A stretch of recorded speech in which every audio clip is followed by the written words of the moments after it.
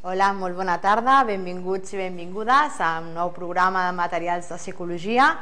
Com sabeu, estem en rigorós directe, són les 8 del vespre i a partir d'aquest moment podeu escriure aquí a la pantalla, a l'espai que teniu a sota la vostra pantalla, qualsevol comentari, pregunta o suggerència que vulgueu aportar.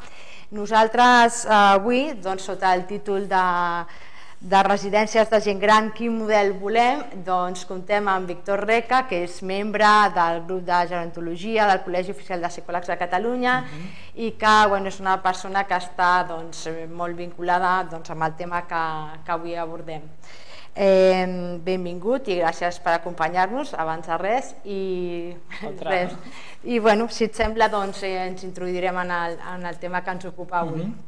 Com tots sabem, almenys nosaltres sabem, estàs molt involucrat amb la qüestió de les residències, aquesta retallada d'hores que es vol fer als tècnics que treballen a les residències per part del govern, aquest acord que l'ICAS i les principals patronals que s'ocupen de la gent gran estan arribant.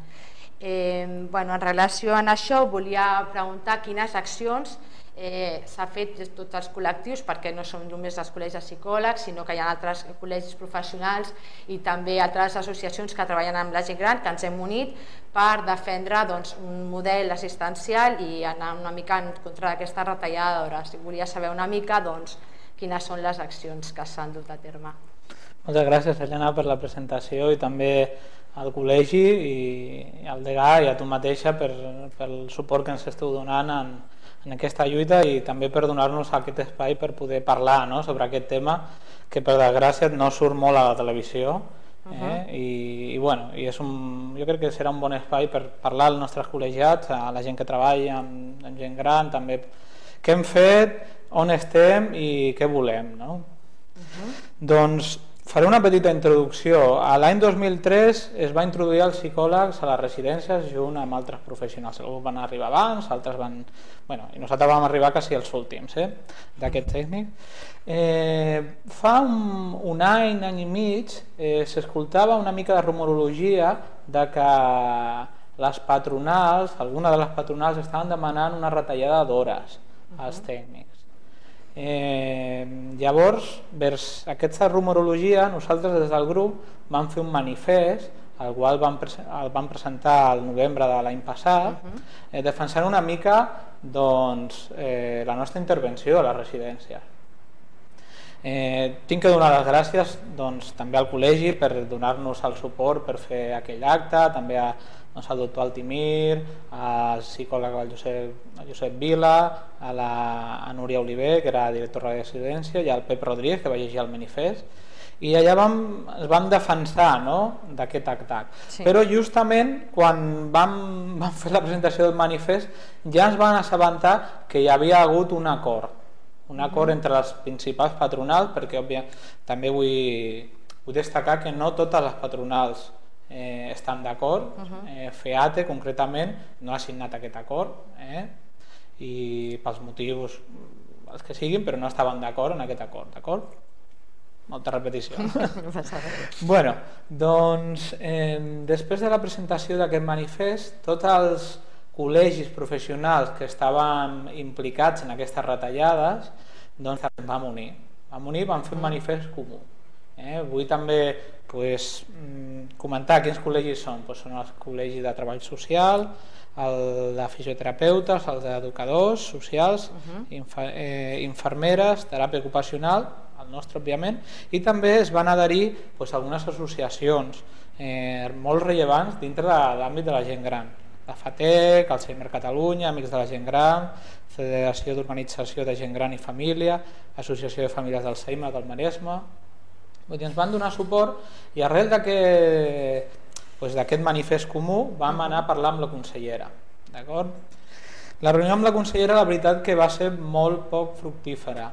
Hi havia un no per davant, un no que era no negociable, vam anar allà, jo no diria que vam perdre el temps, perquè d'allà es va treure que faríem una taula tècnica per també dir la nostra. De moment s'està fent, encara que no té grans fruits, de moment, però bueno, es va aconseguir allò, però lo important, que era el que volíem, que era intentar parar aquest acord, no ho vam poder fer.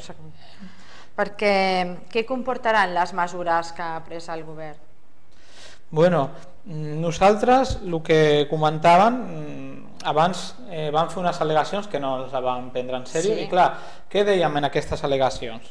Que, clar, hi ha la Generalitat, el govern ens va dir que hi havia una decisió purament econòmica, d'acord? Clar, què succeeix? Quan tu retalles aquests professionals, el que faràs és que probablement la gent que visqui a les residències empitjoraran abans. Correcte. I quan empitjoren abans, què succeeix?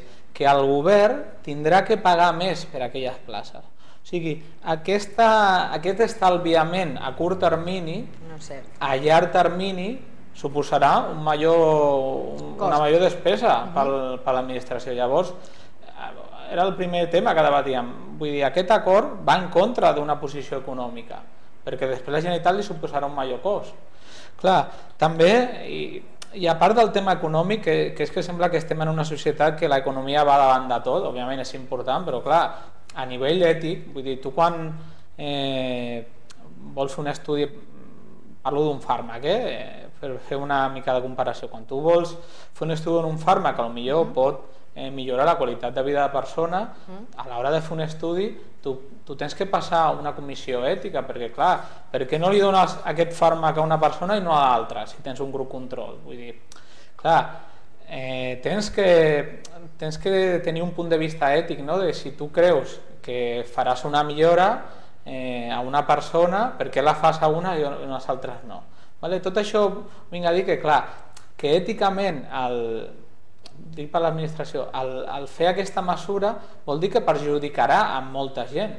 Clar, perquè és una mesura que no es fa per totes les residències, les privades, concertades o places públiques no tenen el mateix tracte, ni si una persona té demències o no, no? Ens podries explicar una mica? Sí, vull dir, seria, primer a nivell ètic, el que vol dir fer un acord que directament empitjorarà la vida de les persones que en principi la Generalitat té que tenir cura, primer de tot. Segon, es dona l'efecte de que les residències de tipus públic aquestes retallades no es faran, però les residències que són privades però que tenen places concertades o col·laboradores poden fer aquesta retallada. Què vol dir? Que en una mateixa plaça pública hi ha gent que pot tenir més serveis que d'altres, tenint una mateixa plaça de tipus públic. Clar, això és un greuge comparatiu. I això també jo crec que... S'hauria de garantir el mateix, no?, per tothom. Clar, per almenys si opta a plaça pública es tindria que garantir un mínim de qualitat, no? Clar, quan abans me preguntaves quina és la proposta del govern, bueno, és que no hi ha proposta. Aquí és un acord unilateral amb les patronals. No ens han deixat parlar, no ens han deixat dir la nostra. Vull dir, nosaltres treballem, jo crec que tenim dret a parlar, a poder decidir. Ara tant que està de moda el dret a decidir, doncs, home, jo crec que estaria bo. De fet, nosaltres el que hem demanat en els dos manifests, el principal punt de vista és de dir, bueno, doncs si hi ha algun tipus de necessitat econòmica, vull dir que nosaltres podem ser sensibles, però per què no sentem a parlar a tothom, no només les patronals que decideixen, sentem a parlar, parlem del model que volem, parlem que tenim que fer i decidim alguna de tipus comú, no que hi hagi unes persones que a part no intervenen directament dels usuaris de les residències que decideixen una mica el curs, no? Clar, això és molt fort, no? I també vull dir una altra cosa, aquestes retallades no tenen cap base científica, no hi ha hagut un estudi de base de dir, bueno, si jo faig això millorarem això o això té una raó de ser. No, aquí vull dir, no hi ha cap base ni científica ni cap estudi, vull dir, això ha sigut una mesura de tipus totalment econòmic i això és el que volem dir avui, de que la qualitat assistencial dels nostres avis doncs està depèn, òbviament, de motius purament econòmics. No? Clar, perquè val a dir que nosaltres, en tots aquests col·legis professionals i entitats apostem per un model centrat en la persona, que en poques residències o en pocs llocs està instaurat. Una mica ens podries explicar, ja sé que després veurem un vídeo que ens els explicaran, però perquè la gent que no sàpiga en què consisteix això, en què consisteix aquest model i com són els professionals que treballen en aquest model. Què fan? Què els diferencia? Bueno, mira, ara que parlem de professionals, també per la gent que no sàpiga, també perquè us feu una idea, no? Clar, parlo com a psicòleg, no? Jo treballo en una residència on hi ha 80 persones, 80 avis, i la Generalitat diu que el meu ràtio té que ser de 20 hores per atendre aquestes 80 persones, ¿vale? Perquè facin una idea als televidents, no? Clar, pensa, si jo divideixo aquestes hores per usuari, surt que la meva intervenció és de 15 minuts per usuari a la setmana.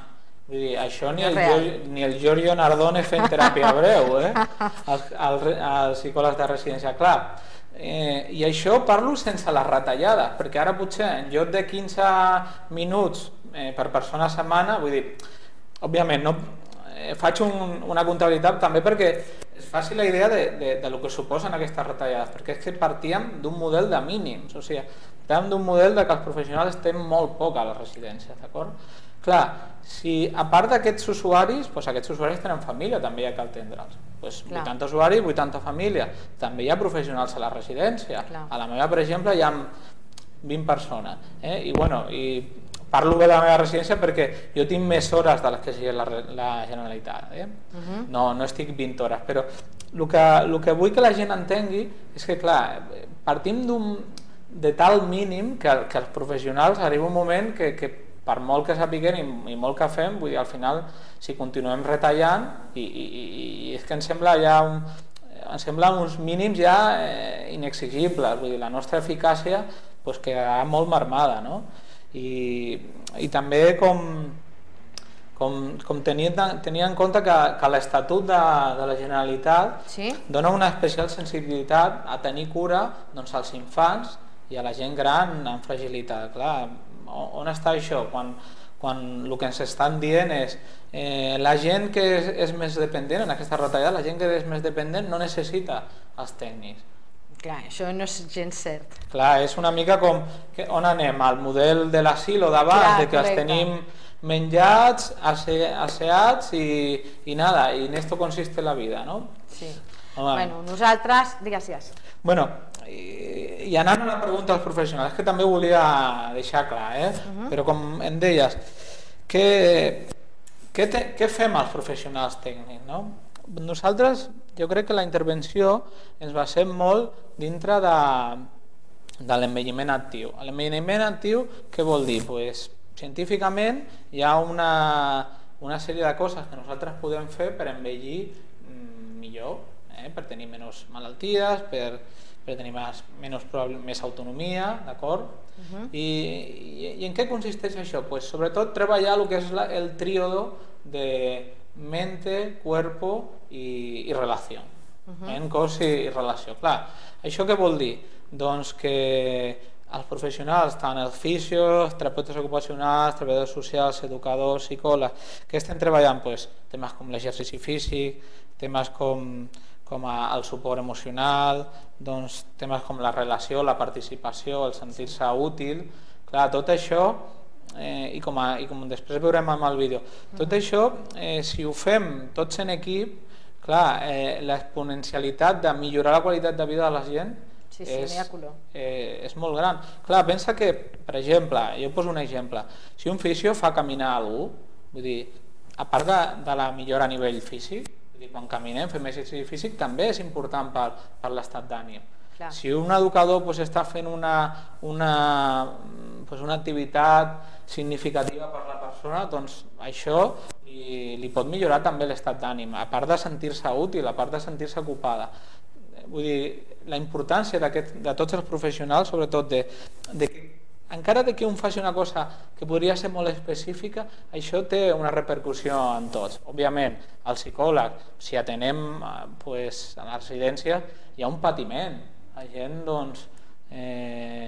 a vegades pateix molt, moltes vegades amb les demències, amb els trastorns de conducta que generen, pel tema d'adaptar-se a un lloc nou, de que a vegades el viure institucionalitzat no és gens fàcil. Jo crec que, clar, aquest suport que podem donar, podem donar més motius per viure, en un sentit més, perquè pugui fer més coses. Sí, absolutament d'acord.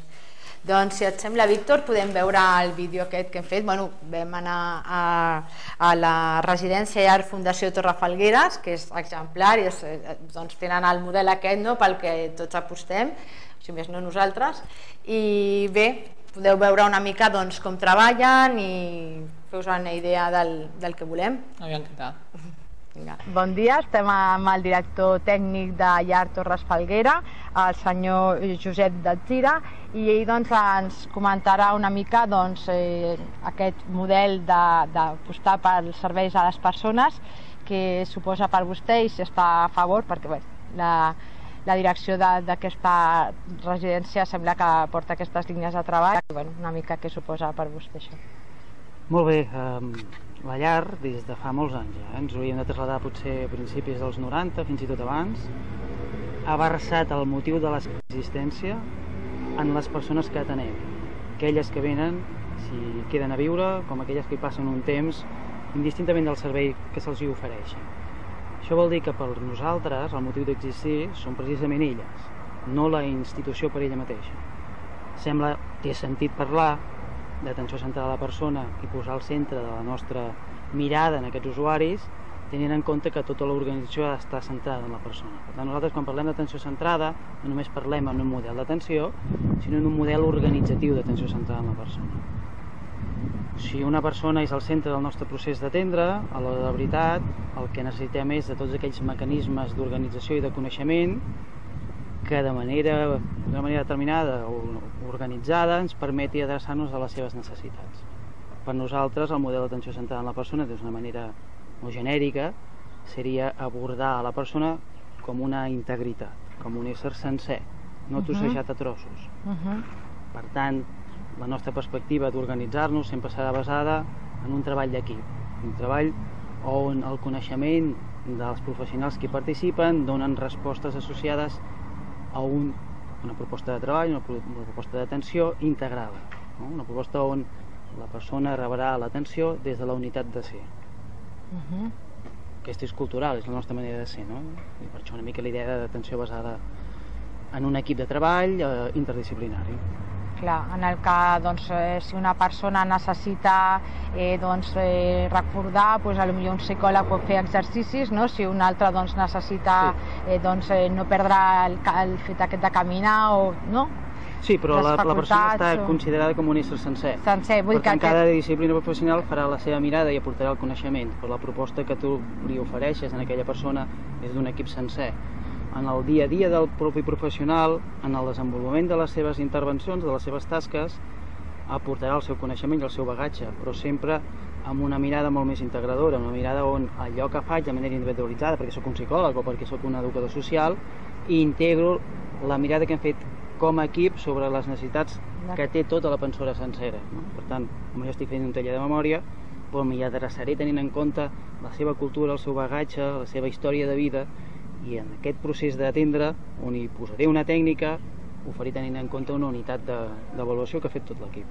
Quin seria llavors el valor afegit que portarien tots els tècnics que estan a les residències? El valor afegit de tots els tècnics, primer, si és un equip, aporten el coneixement necessari perquè aquest equip doni com a objectiu un resultat a les persones. Si ens mirem la persona des de totes les seves dimensions, d'una manera molt holística, la mirem com una unitat, tot i que després la treballarem probablement de manera més parcialitzada, on cada disciplina farà la seva intervenció. Però la mirada no és a trossets, no es tracta de treballar només el braç, el cap o la cama, sinó que és treballar totes les seves necessitats, totes, no només les funcionals, totes. Per tant, la mirada que aporten els professionals és el seu coneixement a un equip que la resposta la donarà de manera integradora, no multidisciplinar. Jo em dedico a fer això, però si no ens ho mirem tots de la mateixa manera, les sinergies que generaríem com a coneixement aportat no les notaria l'usuari, la persona que volem atendre. Han d'haver-hi totes aquelles disciplines que són necessàries per aquest projecte de vida que té les persones, per aquesta capacitat de seguir vivint allò que han decidit que volen viure, amb totes les seves bagatges culturals, espirituals, les seves necessitats d'oci, es mirin com una única unitat. Totes les que necessitem de disciplines, no ens hauríem de deixar cap. Clar. Potser seria el model que haurien de tenir totes les residències, no? O sigui, tindria que ser un model a seguir. Sempre hauria de ser un seguir perquè no totes les residències dependents són privades, concertades o públiques, totes teniu un model molt diferent, no? Segurament cada entitat haurà definit què és la proposta que ofereixen als seus usuaris, clients o persones ateses. Nosaltres aquí, si entenem que el centre de la nostra atenció és la persona, ens hem d'organitzar en base a aquesta qüestió. Si és important per a la persona donar sortida a necessitats que afecten el seu oci, els seus projectes d'integració a la societat, a la comunitat, i a més integrar-ho això en el seu dia a dia des d'un punt de vista sanitari i social, seria com molt estrany considerar que unes disciplines no hi haurien de ser, perquè és com si a la persona no me la miro comunitat i decideixo que els braços se'ls miri una altra part del sistema, no? No, nosaltres ens el mirem comunitat. Per tant, si me'l miro comunitat hi han de ser-hi tots. I a més hi han de ser-hi en la proporció que les persones de manera individual necessiten. Tant l'ordenació del temps de dedicació que fan els professionals ha d'estar en relació a les necessitats que tenen de manera individualitzada les persones. Ja les integrarem organitzativament perquè llavors d'alguna manera sigui fàcil la convivència de la part laboral en la part de donar servei, però d'alguna manera la integritat de tot el que necessita una persona, que és indissociable de les seves parts, l'hem de mirar com un equip i l'hem de mirar a través dels professionals que aporten aquest coneixement. La resposta de l'equip és la suma de tots i dona molta més fortalesa al treball que tu li pots oferir a aquella persona, que llavors decidirà, perquè és lliure de fer-ho, però és una visió molt més integradora. Bon dia, estem aquí en aquest entorn tan agradable amb la Roser. La Roser treballa aquí en la residència i ens explicarà una mica quines funcions fan aquí. Doncs bé, jo soc gerocultora, coordinadora de departament, i les funcions de les gerocultores són les activitats diàries de la vida, o sigui, les activitats de la vida diària. Les gerocultores especialment ens dediquem a llevar els residents, la dutxa, la higiene, l'alimentació, la hidratació, i a dintre d'això que és lo bàsic, llavors també treballem amb l'atenció centrada en la persona. Llavors, per fer tot això, les gerocultores soles no podem, necessitem l'ajuda de tècnics d'altres disciplines. Llavors aquí entren els psicòlegs, fisios, terapeutes ocupacionals. Llavors, tota aquesta gent, totes aquestes disciplines diferents són els que ens ajuden a poder fer la nostra atenció centrada a la persona, perquè per nosaltres soles, per si soles, no podríem, perquè és inviable, no hi ha temps, s'han de fer valoracions i coses que a més nosaltres no les podem fer perquè necessitem gent especialitzada. Clar, ha canviat molt el model que hi ha ara aquí, concretament, del que potser fa uns quants anys hi havia, que no hi havia tants tècnics que tinguessin, no? Exacte, podem parlar de 25-30 anys enrere. Clar, i ara s'ha guanyat bastant, no? En qualitat, no? S'ha guanyat moltíssim, perquè, esclar, les hores són les que són, els residents són els que són, i les gerocultores som les que som. I llavors, pràcticament ho tenim tot el dia, totes les hores planíssimes, amb les necessitats bàsiques, diguem-ne. Les bàsiques per mi és l'alimentació, la higiene, el que t'he dit abans. Però esclar, llavors per poder fer tot això centrat en la persona, amb el que necessita cada persona individual, perquè ningú és igual, necessitem l'ajuda dels tècnics. Tenim aquí el luxe de comptar amb la Sània, que és una resident d'aquí de Torre Falgueres, I voldríem saber... Fa uns anys que sóc aquí. Sí, i voldríem saber això, que el seu dia a dia aquí, què és el que li aporta, una mica quines activitats fa, el que li sembla... Doncs mira, el que ens aporta és molt problema per començar a repartir la feina que ens donen. Perquè és impossible anar a tot arreu. I esclar, tu tries el que més et va bé per tu, o t'agrada, o et convé més pel que sigui. I aquí tenim molts bons professionals, principalment, no puc dir ningú perquè tots són perfectes per mi, vaja. He necessitat els fisios, m'han complert molt bé, perquè jo estava molt malament i estic molt bé, que no puc demanar res més.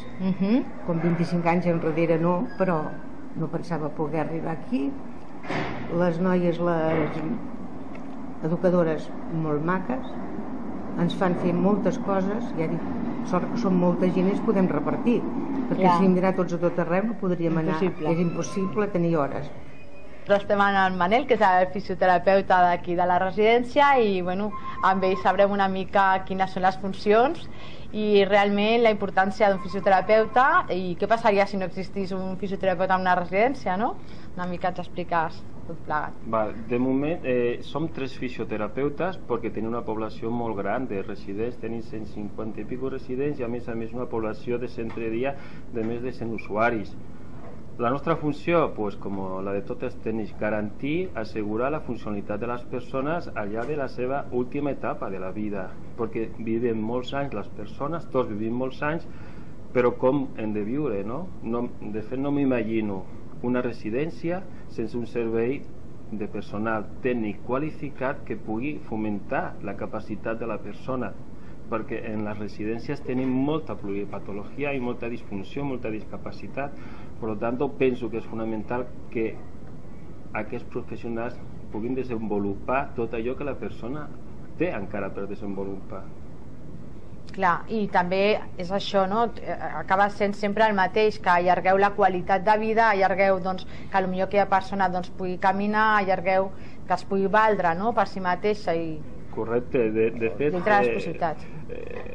Dins de la pluripatologia que aquí tenim, perquè tenim de tot, perquè clar, són persones molt i molt grans, tenim persones, la població, l'edat mitjana de la població, no sé quant està ara mateix, però 80 i molts anys, això vol dir que tenim persones amb 90 anys i tenim algunes persones fins a 100 anys. Llavors, què hem de fer?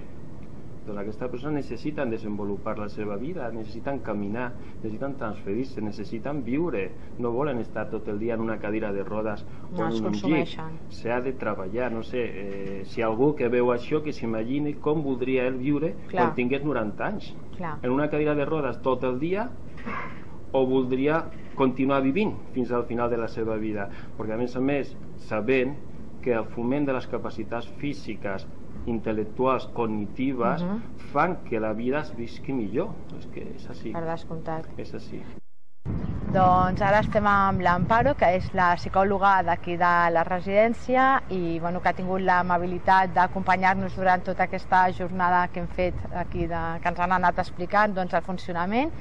I bé, amb ella parlarem una mica de les funcions del psicòleg en les residències, totes les funcions que potser feu vosaltres pròpiament aquí o que es pot fer en una altra residència en un altre cas, i una mica perquè la gent sàpiga què feu. Us explico, com hem vist abans, aquí tenim centre de dia i residència, som 2 psicòlogues aquí, jo estic encarregada de la residència i la meva companya, la Mar, està a centre de dia. Doncs la funció que tenim nosaltres aquí dins d'aquesta residència és fer l'avaluació psicològica i emocional de la persona quan arriben, després la fem també un cop a l'any també aquesta valoració, revalorem, realitzem tallers de memòria, diferents tallers per estimular les capacitats cognitives, doncs també taller de contes, diferents tallers, i ens organitzem amb les educadores socials d'aquí del centre i amb altres professionals. Fem suport emocional també si la persona ho necessita per trastorn distímic, per depressió, ja que el que és el procés d'ingrés en una residència suposa un canvi molt important en la seva vida i necessiten aquest suport i aquest acompanyament. També fem aquest seguiment de la persona. El que és en famílies, en concret en aquesta residència, és una funció dels psicòlegs, treballa en famílies. Nosaltres aquí, la treballadora social és les que porten aquest tema de fer l'acompanyament a l'ingrés a la família, i si les famílies ho necessiten, saber més de les demències, saber més dels trastorns de conducta, de com relacionar-se amb el seu familiar, doncs sí que ens fem el que són entrevistes ja més puntuals amb els familiars. També fem el que són educació a nivell també de famílies. Al centre de dia es fan grups educatius explicant també el que són les demències, trastorns de conducta, el que més, activitats, tallers de memòria, com estimular des de casa al centre de dia. I a residències fem formació també a el que són els residents, perquè tenim un grup de resident també amb un perfil lleu que se li pot, tenen capacitat d'aprenentatge i se'ls fa també de gestió d'emocions, de quines formes podem estimular també en el nostre dia de les funcions cognitives, i després en el procés de pèrdues, de dol, en els últims moments també de la fase de la vida fem aquest acompanyament també molt necessari. Sí, perquè a més teniu molta feina, no? Perquè tu saps quanta gent sou aquí? Aproximadament a residència 150, una miqueta més, i a centre de dia 100 i alguna cosa també. Tenim un volum molt gran de feina. Però entre tots intentem això. Jo sempre dic que és un treball multidisciplinari en el que tots tenim al centre la persona i el que volem és que puguin seguir el seu projecte de vida, que és el que volem tots. Com ho feu? Perquè he sentit molt que és l'important per vosaltres, em sembla obvi, però que sigui la persona el més important, però com us coordineu perquè tots cadascú sàpiga que aquella persona té unes necessitats o s'està treballant d'una manera en concret? Fem el que és el pla d'atenció individualitzat, que treballem tots els professionals, fem una valoració, tant l'equip gerocultor, infermeres, tots els professionals, i ens reunim per parlar de la persona. És molt important la seva història de vida, tenir en compte això, què havia fet la persona i què és el que vol aquesta persona per el temps que està aquí amb nosaltres. Tenim casos concrets d'això, persones que han treballat al centre de dia. Hi ha un cas d'una persona que ha treballat en un despatx i ell aquí li hem preparat un despatxet perquè ell se senti com aquesta continuïtat, que no estic aquí i trenco tota la meva història de vida. No, hem de donar continuïtat. Qui ha sigut mestressa de casa, li donem coses perquè ens ajudi i col·laborem tots, ens ajuden a eixugar coberts, és una miqueta aquesta continuïtat. Gent que igual no vol fer segons quines activitats, es respecta, i si els ha agradat llegir o els ha agradat la música, tenim molt en compte això. Clar, perquè tu quins diries que són els valors o les coses més importants perquè una persona es mantingui viva una mica, saps? O sigui, què li cal? A part de menjar i dormir, clar. Jo crec que l'important és que la fem sentir persona fins al final. Què voldríem nosaltres? Sigui útil, no? Utilitat, clar que sí. Jo sempre em poso en el lloc, què m'agradaria a mi quan jo sigués gran? M'agradaria estar a un costat i que no em facin cas. No vull que se'm doni continuïtat, que em facin sentir persona, que em diguin pel meu nom, que sàpiguen si jo no me'n recordo de la meva història de vida, que em facin connectar amb aquells records i aquelles experiències que he viscut a la meva vida, tenir gent al voltant que em faci ser persona i que tingui en compte les meves necessitats psicològiques, que són bàsiques fins al final de la nostra vida. Llavors, aquí en el centre jo crec que és molt important també reflectir que hem de treballar amb la persona fins a l'últim moment, amb el que persones amb GDS avançats, aquí treballem, estem tots els professionals posant i donant estimulació a aquestes persones, estem donant estimulació multisensorial, estem fent massatges d'estimulació basal, fisio també està fins al final de forma passiva també estimulant, crec que és l'important, tampoc deixar aquest perfil, que igual en aquestes retallades que parlaven, igual és això, pensen que els tècnics que no ens podem dedicar a aquest grup. Clar que sí, nosaltres aquí creiem en això, amb aquestes persones. Sí, perquè és el que venen a dir, que amb persones amb demències potser no cal, no? Demències avançades, no? Demències avançades, sí. Doncs aquí creiem i veiem efectes positius. Aquí fem una atenció centrada a la persona fins al final i la persona que està, que no té capacitat de llenguatge, ens connectem amb ella d'una altra manera, més a nivell sensorial, i dediquem el temps i la fem sentir persona fins al final, encara que no tingui capacitat d'expressar-se, segur que ho viu, clar. I veiem els efectes positius d'això i creiem amb el que no estem d'acord amb el que ens plantegen, no? Clar. Clar, perquè a la llarga, bueno, la societat té una tendència a que siguem molta gent gran, vull dir que necessitarem molta atenció perquè cadascú de vosaltres, jo he estat aquí i he estat molt ocupat, vull dir, no hi havia ningú contemplant res, estava tothom fent molta feina. Fent sentir útils, no?, el que tu deies, doncs això, que ens pot ser això que els coberts, que t'agrada pintar perquè ha sigut, tenim aquí un senyor que ha sigut pintor i ara també aquí està pintant, té el seu espai i ens pinta els quadres, doncs ell se sent útil, se sent content de poder donar continuïtat a això fins al final. És la pregunta, no? Què volem? Ens hem de preguntar nosaltres mateixos i la resposta està aquí. Què vols tu quan siguis gran? Tan senzill com això. Clar, doncs, bueno, felicitar-te per la teva tasca i espero que puguem fer molt més anys. Gràcies. Molt bé, moltes gràcies.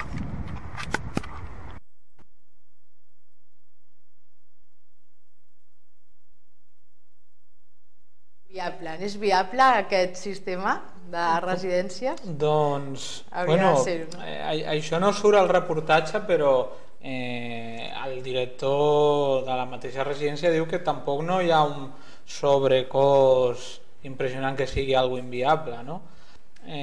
Clar, jo abans de dir si és viable, vull dir, al final l'economia manda, no? Això està clar, no?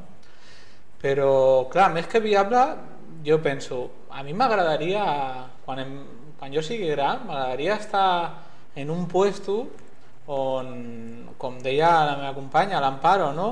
On si jo soc psicòleg, pues que la gent em valori per tot el que he sigut i pugui continuar la meva vida doncs, relacionat amb les coses que m'han agradat, amb la psicologia, no sé, m'agrada molt, a mi m'agrada personalment, m'agrada molt el bàsquet, doncs mira, m'agradaria que a la residència on estigués, si em poguessin fer coses de bàsquet o de mirar partits, em sentiria millor, no? I en el fet, clar, de fet què vol dir el model centrat a la persona? Ja ho han comentat, no? Però, clar,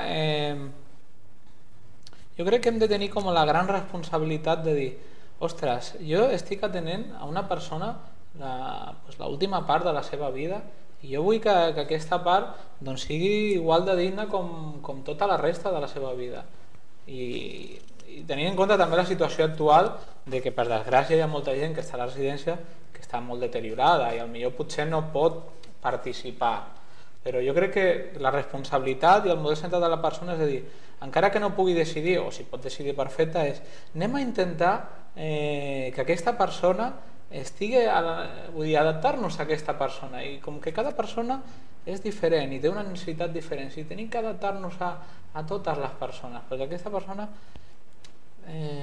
visqui com li quedaria haver viscut, no?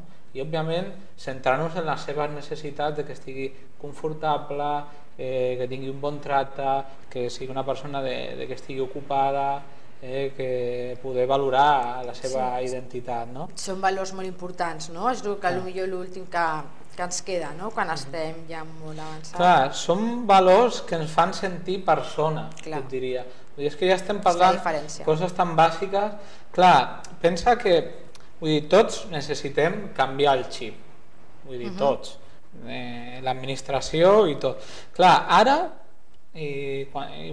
quan tu vas a una residència, a tu el que et diuen és, bueno, pues el desayuno és a tal hora, la comida és a tal hora i es dormim a tal hora. Clar, perquè la que hem vist és com exemplar, no? Vull dir, clar, la que hem vist va avançat, però bueno, de fet, el nostre... Clar, perquè jo vaig entrar allà i vaig pensar, jo vull això, m'encantaria tenir això. Però bueno, tenim que anar del concepte d'on venim. Vull dir que és el que tenim i hem de ser realistes, d'acord?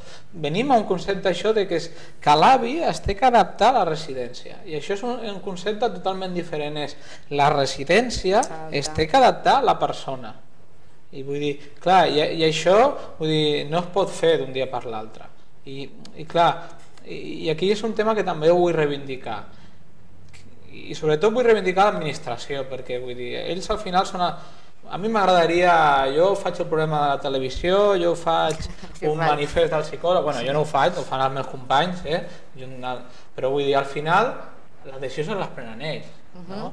Clar, jo vaig participar a la reunió amb la consellera i la sensació que jo vaig sortir d'allà és que no tenim un model de futur per l'assistència a la gent gran, i això és molt greu. Vull dir, si el model de futur és anar a salto de mata, de dir com ara hi ha problemes econòmics, retallem per aquí i sálvese quien pueda, doncs, clar, molta gent, vull dir, tothom, jo crec que tothom estem d'acord de dir, tenim que anar un model centrat de la persona, vull dir, patronals, administració, tothom parla, però realment la gent no té molt clar el que significa, no? Però realment tothom desitgem de que quan siguem grans el model de cuidar-nos sigui valorar la nostra persona, la nostra individualitat, això estem tots d'acord, però clar, és important i per això és un dels temes de que per què nosaltres hem anat a l'administració, no només per un tema de que s'han retallat hores, és que estem parlant d'algú més, estem parlant del futur de la gent gran, estem parlant de que Helena, tu et faràs gran i jo també em faré gran i potser anirem a una residència, ens agradaria o no, i clar, i ens agradaria que la Generalitat doncs tingui un model, i per això jo crec que el primer que es necessita és inversió, no retallada. Perquè si tu inverteixes en un model, en formar a la gent, en canviar el xip, potser a dia d'avui no tens resultats, però jo t'asseguro que el dia de demà això sortirà rentable, i més que rentable, que a part que jo crec que segur que surt rentable, i més que rentable vull dir la satisfacció de dir, ostres, estic oferint una qualitat de vida, i realment vull dir que ser gran i anar a una residència no significa sobreviure, no? Significa de viure amb qualitat aquesta part de la teva vida, no? Què hauríem d'esperar doncs una residència? Què hauríem d'esperar? Perquè clar, la població és això que dèiem abans, no? A vegades l'esperança de vida és més alta, que a vegades som més, no és només els últims anys quan estiguem a les últimes, que tinguem que anar a una residència. Aquesta senyora amb la que hem parlat en el reportatge era una persona plena de vida i que fa moltes activitats, no tens per què estar sense fer res, encara que tinguis 90 anys. Clar, aviam, jo per exemple, el que t'he dit abans, a mi m'agradaria una residència que em tractés bé, que pensés en fer coses que m'agraden, que jo em pogués trobar bé, que tingui sensibilitat a la meva personalitat, a tot el que he sigut, no només en aquell moment de la meva vida, que em fes participar dintre de la societat, que pogués tenir persones amb les quals relacionar-me, vull dir, jo vull això, no? Això hauria de ser l'exigible, no? Clar, no? Clar, jo per què deia abans, i tu em preguntaves, clar, és que també hem de tenir en compte que cada cop serem més grans i cada cop hi ha més població de gent gran. Per això jo dic que hem de començar a fer futur, perquè és que si no vindrà molta gent i al final serveis saturats, mala qualitat, i vull dir, per això dic que el govern jo crec que té que començar a pensar, i aquesta taula tècnica té que començar a rutllar, perquè vull dir, el temps juga al nostre contra. Sí, ja ens mata una mica, no?, per lluitar contra aquestes coses. I després una altra cosa et volia preguntar, tu per exemple creus que aquest model es podria implementar de forma unànime a tot arreu? És possible que cada persona pogués exigir tenir això, estigués en una residència privada, en una residència pública, o no està a les nostres mans fer-ho? Com potser els estudiants poden tenir uns mínims, tothom té una matèria, faci el que faci, una privada, una pública... Clar, jo diria, és molt difícil. Clar, jo diria, aviam, la gent que munta un negoci privat d'això, vull dir, clar, jo crec que segueix els patrons que marca el govern, vull dir, aquí hi ha que mirar el govern directament. El govern és el responsable. Clar, vull dir, el que deia abans, ells prenen les decisions. Clar, si el govern, el que et deia, si inverteix, si creu en això, vull dir, creu i diu, vinga, posaré diners per formar a la residència. Canviaré la normativa perquè aquesta és una altra, no? A vegades, per exemple, ho comentaven en les jornades, a vegades en l'atenció centre de la persona si potser la gent pot fer-se el dinar, per exemple, o pot ser una activitat de fer el dinar, clar, pensa que en la normativa ningú avi pot entrar a la cuina. Clar, llavors aquí ho tenim malament, no? Llavors que clar, que hi ha que fer un canvi, o sigui, hi ha que anar un canvi de model, hi ha que fer un canvi de base, i sobretot el que diem amb els canvis sempre tenen que anar de dalt a baix. Vull dir, aquí hi ha residències que mira, poden apostar pel model perquè ho creuen, però home, ara mateix actualment són petites excepcions dintre del model generalitzat, no?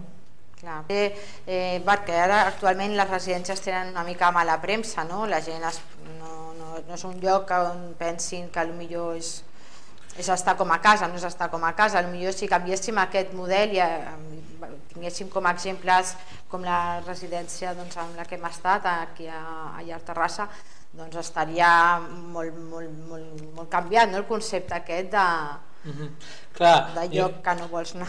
Jo amb el tema de resis, de les residències, no? Vull dir, aquí la primera part de responsabilitat la dono a la premsa, clar. Clar, vull dir, al final els éssers humans són bastant simples, en el sentit que reduïm informació. Clar, si tu estàs acostumat a, quan surt a la premsa, la residència tal, un maltratament, o la residència... Vull dir, clar, normalment no és que surtin coses positives quan parlen de residència. Clar, la gent ja directament es munta l'estereotip que allò potser no és un bon espai per viure. Jo puc dir que la gran majoria, per almenys la gent que tenc jo a la meva residència, ja a la Fundació Roca i Pi, doncs puc dir que la majoria de gent està molt contenta pel servei i els avis estan molt bé. Vull dir que la percepció general de l'usuari de la residència és positiva. Per almenys parlo de la meva residència. Clar, també ens juga en contra, i això també hi ha que tenir-ho, que tenim una cultura que de base ja pensa que tenim que cuidar a casa la família. I això, clar, també influeix en el fet de dir, clar, quan una persona va a una residència estem una mica anant a contracor perquè tenim, bueno, és un introjecte que tenim per lo bo i per lo dolent, però el nostre introjecte en la nostra cultura actual és que tenim que cuidar les nostres famílies a casa nostra. Clar, quan potser no tenim el temps que es necessita per cuidar-nos adequadament, però vull dir que si tothom fes com hem vist en aquest vídeo, aquesta cura d'activitats, d'estar per això el que fa recuperació amb els fisios, tota aquesta gran vida que jo almenys vaig veure aquí, si estigués a tot arreu potser canviaria el xip de moltes persones, potser potser pensarien segurament estaran tractant millor en allà, estarà més ben tractat que si el tracto jo que estic treballant tot el dia i no tinc temps material ni millor econòmic. Jo puc dir, i això també és una part del nostre professional, que tenim que treballar amb aquest introjecte perquè això moltes vegades genera molta culpabilitat al familiar. Clar, jo et puc assegurar que actualment, vull dir, clar, no estem visquent als anys 60 perquè les malalties han canviat, l'esperança de vida ha canviat, vull dir, tot ha canviat molt, i també la societat, ara treballant la parella, l'home i la dona, potser no poden cuidar perquè tenen que pagar una hipoteca o perquè la societat està muntada així, per lo bo i per lo dolent. Clar, jo puc assegurar, i no perquè té una residència, que hi ha situacions de persones que estan a casa que estan molt pitjor, que estan en un centre que pugui ser cuidat per professionals, encara que hi hagi la millor voluntat de la família, que jo sempre ho dono per descomptat, però estem arribant a una situació que a vegades el millor recurs no és estar a casa i sí que és un centre residencial, però bueno, també potser és un model que tenim que plantejar i una mica l'administració que també tenim que apostar molt per intentar mantenir a la persona a casa, mantenir aquesta autonomia, vull dir, treballar molt el que puguin estar a casa, i sobretot com ho podem fer amb polítiques de prevenció, també donar molta importància centre de dia, en polítiques dintre de la llei de dependència que fomentin l'autonomia de la persona, perquè clar, també hem de dir-ho, no? Vull dir, la residència és un recurs més, vull dir, no comença ni acaba aquí, hi ha més coses, no? Hi ha més coses que poden fer. Precisament nosaltres vam fer propostes en aquest sentit, no? De que clar, dintre intentar mantenir, sobretot cuidar, mantenir la dignitat, però sobretot també la prevenció, no? Per arribar a deterioraments més avançats, no? Clar. No sé si tindrem alguna pregunta, Elena. Sí, jo crec que ja podríem mirar aviam si hi ha algú que té preguntes a fer. Molt bon programa, però per què no convideu algú de la Generalitat perquè doni explicacions, perquè segurament no voldrien vindre? Bueno, estaria bé que parléssim. Estaria bé, podem provar, podem intentar-ho. Jo el que vull dir, tenim que donar-li un clatallot a la Generalitat, perquè jo crec que ho ha fet molt malament, perquè no ens ha convidat a participar dintre d'aquest programa. Ells, dintre d'aquest programa, dintre d'aquest ordre de govern que han fet, però també tenim que dir-los que els professionals, jo crec que no som el problema, som la solució. Vull dir, nosaltres farem que la gent tingui millor qualitat de vida, mantingui més l'autonomia i això suposa menys despesa econòmica. Sí, a la llarga és així. Tenim que canviar aquest xip, no? Jo crec que estem fent coses i també aprofito, com comenta aquest telespectador, que quan fem accions, perquè nosaltres no hem acabat de fer accions, això no s'ha acabat. Això continuarem sent incòmodes per l'administració, també que ens donin suport, no? Jo crec que la Generalitat, ja us dic, després d'haver parlat poc ens poden dir, perquè tampoc massa idea tenen de lo que ho han fet. Després tenim altres comunitats autònomes han incorporat de forma general aquest model centrat en les persones, i altres països sí, no? Bueno, sí, jo diria que Catalunya i Euskadi són potser les comunitats més punteres en aquest sistema, sobretot perquè aquí tenim un grup de treball, com és el Josep Vila i l'Helena del CIMER Catalunya, que treballen molt en el tema del DCM, i vull dir que aquí estem oferint una formació tant a Catalunya com a la resta d'Espanya.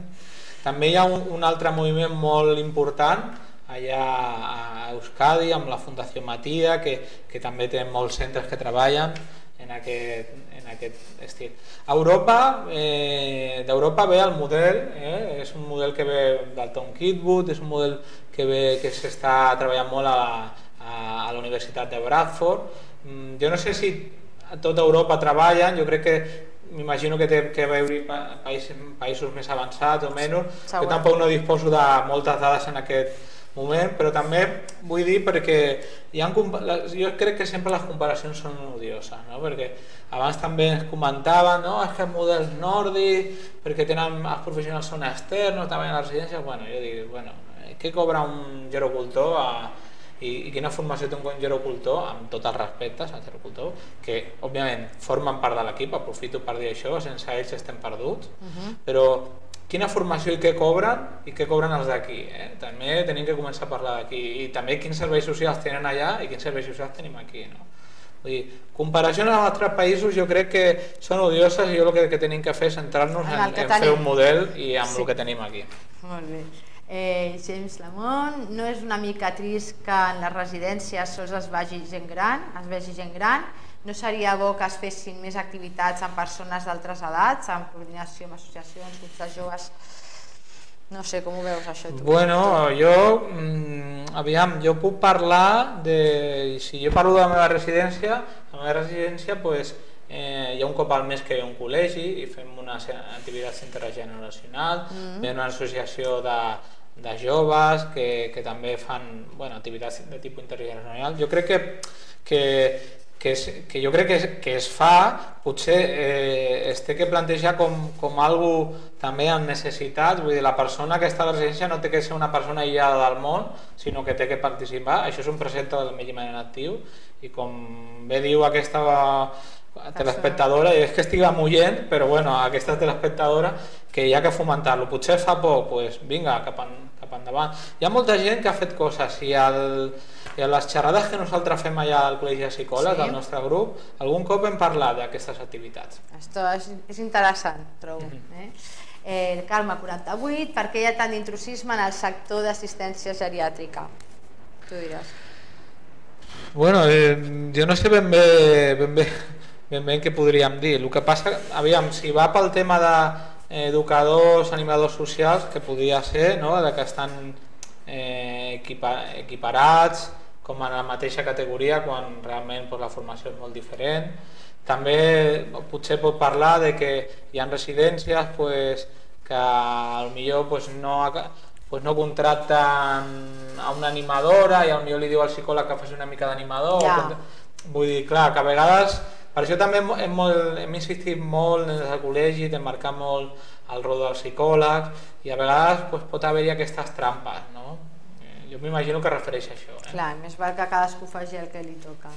Tenim alguna pregunta més? No, ja estem fora d'hora. Res, doncs agrair-te molt de tot cor, Víctor, que hagis vingut avui amb nosaltres i seguirem treballant per la nostra causa. Digues.